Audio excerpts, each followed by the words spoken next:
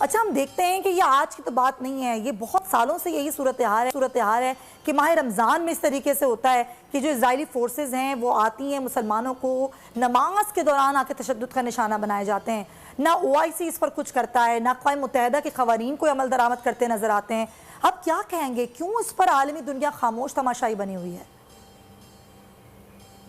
क्योंकि बस मुस्लिम दुनिया और ख़ासतौर पे OIC के ममालिक कमज़ोर हैं और इस कमज़ोरी की वजह से वो जो उनके हाकिम और हुक्मरान हैं वो अपने मफादात को देखते हैं।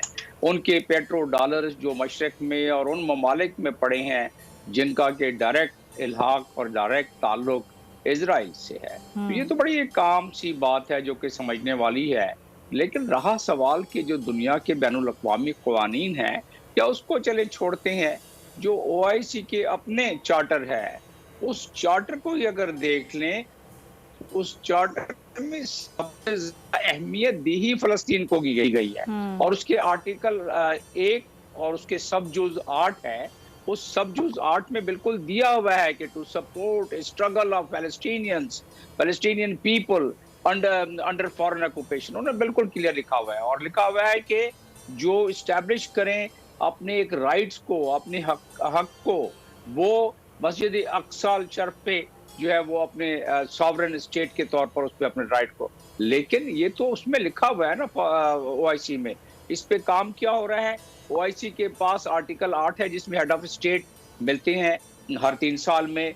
आर्टिकल 10 है जो उसमें के फॉरेन मिनिस्टर्स मिलते हैं, उसमें भी कोई जिक्र नहीं। और सबसे अहम बात ये है कि आर्टिकल दिया हुआ है कि एक्स्ट्रा ऑर्डिनरी सेशन आर्टिकल 9 के तहत दिया जा सकता है और वो किया जा सकता है। ये 2 दिन से जो मस्जिद अक्सा में नमाज के दौरान नमाजियों के छाती पर फौजी बूट रखकर उस पे इजरायली फौज जो है दंदनाती कर रही है और जिस तरीके से वहाँ नमाजियों पर उस पर भी सब्र नहीं आया। पाबंदी लगा दी गई है कि मस्जिद अक्सा में 40 साल से कम उम्र का कोई शख्स दाखिल नहीं होगा। ये पाबंदी लगाई है उन 43 आदमियों को रिलीज करते हुए जब उनको पकड़ा गया 2 दिन पहले और उन पर जुल्म बर्बरियत किया गया। लेकिन कुछ तकरीबन 300 से ज़ायद अफराद उनको मिलिट्री की जेलों में भेज दिया गया ताकि दूसरे लोग खौफजदा हों। और ना सिर्फ ये तो एक तरीक़ाकार है ना डॉक्टर साहब के वहाँ पे लोगों को खौफजदा किया जाए, नमाज अदा ना करने दी जाए। एक तस्वीर में देख रही थी कि एक माँ के स्कार्फ पे उसके बच्चे के खून के छींटे थे कि वो बच्चा अपनी माँ को दौरान नमाज बचाते हुए वहाँ खड़ा रहा कि उसकी माँ के ऊपर कोई तशद्दुद ना हो, नमाज अदा कर ले। ऐसे ऐसे मनाजिर हैं, ये मनाजिर हमारी मुस्लिम उम्मा को नजर नहीं आते। वो क्यों खामोश हैं, वो क्यों नहीं बोलते जुल्म के खिलाफ? ये दिल दहला देने वाले मजालिम हैं क्योंकि मुस्लिम उम्मा के जो हुक्मरान और हाकिम हैं उनको तो उनके सेहत पे कोई असर नहीं पड़ता।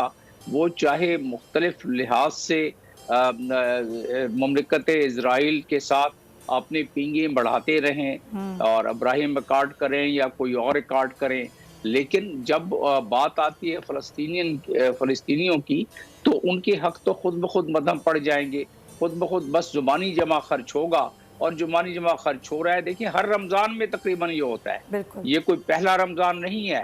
और रमज़ान ख़त्म होता है या जब ये वाक़यात हो जाते हैं उसके बाद फिर बात दोबारा वही पहुंच जाती है, ख़त्म हो जाती है बात एकदम और लोगों के जहनों से, इसलिए कि तवज्जो नहीं देना चाहते हैं। इसलिए कि हाकिम जो हैं ये हमारे 57 ममालिक के OIC के, वो सोचते हैं कि हमारे ऐशो इशरत तो चल रहे हैं, लिहाजा कश्मीरियों और फ़लस्तीनियों के साथ जो भी हो रहा है, इतना बड़ा फोरम 57 कंट्री का, इससे बड़ा कोई इंटरनेशनल फोरम ही नहीं है जो कि अक़वाम मुत्तहिदा के चार्टर के तहत चैप्टर 8 के तहत बना है, जिसकी अपनी क़ुव्वत ताकत है कि जब चाहे वो रेजोल्यूशन पास करे, जब चाहे जनरल असेंबली में रेजोल्यूशन पास कराए, जब चाहे सिक्योरिटी काउंसिल को प्रेशराइज करे कि वो रेजोल्यूशन पास करें और उसके बाद बाइकाट करना शुरू करें या पाबंदियां लगाना शुरू करें इजराइल पर। लेकिन इतनी हिम्मत किस में?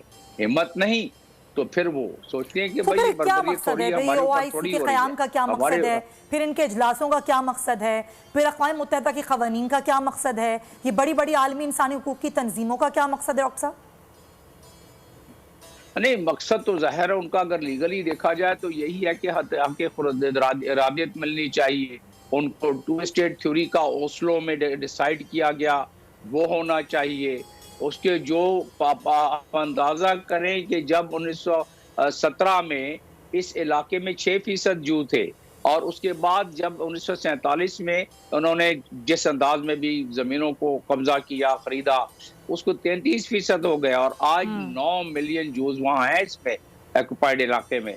तो जब इतनी तेजी से सारों की आंखों के सामने बढ़ता जा रहा है ये मामला, तो उसके बाद फिर बाद में कोई कसर तो रह नहीं जाती। इसका मतलब ये है कि वो बेहिसी और वो दिलचस्पी इसलिए नहीं है कि वो चाहते नहीं है कि इजराइल नाराज हो जाए, वो चाहते नहीं है कि इजराइल के सपोर्टर नाराज हो जाए, खास तौर पे जो हाकिम और हुक्मरान हैं इस लिहाज से। वरना ओस्लो में क्लियरली चीजों को दिया हुआ है कि एरिया कौन सा है, बी एरिया कौन सा है, सी एरिया यही तो अफसोस की बात है कि अपने ज़ाती मफादात हैं, इतना जुल्म एक इंसान पर, एक मुसलमान पर, इतनी बर्बरियत किसी को इसलिए नजर नहीं आ रही कि सबके अपने ज़ाती मफादात हैं, सबके अपने अपने ज़ाहिर इंटरेस्ट हैं, तो इसलिए कोई इस पर बात नहीं करता। लेकिन ये इंतहाई अफसोसनाक है, आवाज़ भी उठानी चाहिए, इस पर बात भी करनी चाहिए। तो नजर आ रहा है सामने लिखा हुआ है जुल्म मिटने के लिए 2 चीजों से मिटेगा भाई। एक, अदल की कुर्सी पे जो लोग बैठते हैं ना, वो अदल के हिसाब से फैसले करने लगे, दूसरा कौम निकल खड़ी उस जुल्म के खिलाफ, तो जुल्म खत्म हो जाएगा। या इन दोनों में से कोई एक चीज हो जाए या दोनों हो जाए। अगर 420 का मुकदमा था, उस वक्त अदलिया में जो लोग बैठे हुए केस देख रहे थे, वो पूछते ना यार चीट हुआ कौन है, जब उनको दिखता कोई चीट नहीं हुआ केस खत्म कर देते। तो जालिम जुल्म कर ही नहीं पाता। 9 जजेस ने नोट बिफोर किया मेरे केस को यार, 1.5 साल चला। शख्सी जमानत का केस, सेम केस इस्लामाबाद में कर दिया। एक ही इल्जाम पे 2 केस हो नहीं सकते भाई। मतलब 60 दिन का वक्त होता है, 102 दिन के बाद मैं जीत गया, केस बरी हो गया, 102 दिन के बाद अपील फाइल की, एक्सेप्ट कर ली। नहीं करते ना एक्सेप्ट, खत्म हो जाता ना जुल्म यार। भरी अदालत में मुझे बरी कर दिया, फिर पता नहीं क्या हुआ, 2.5 घंटे बाद का नोट बिफोर, मैं नहीं सुनता ये केस। खड़े रहते अपने फैसले, मिट जाता जुल्म। अल्लाह ताला ने बिठाया इन कुर्सियों पे इनको यार, ये अल्लाह ताला की तरफ से फैसले करने हैं। तो या तो ये फैसले आएंगे, जुल्म मिट जाएगा, या कौम खड़ी हो जाएगी जुल्म के खिलाफ।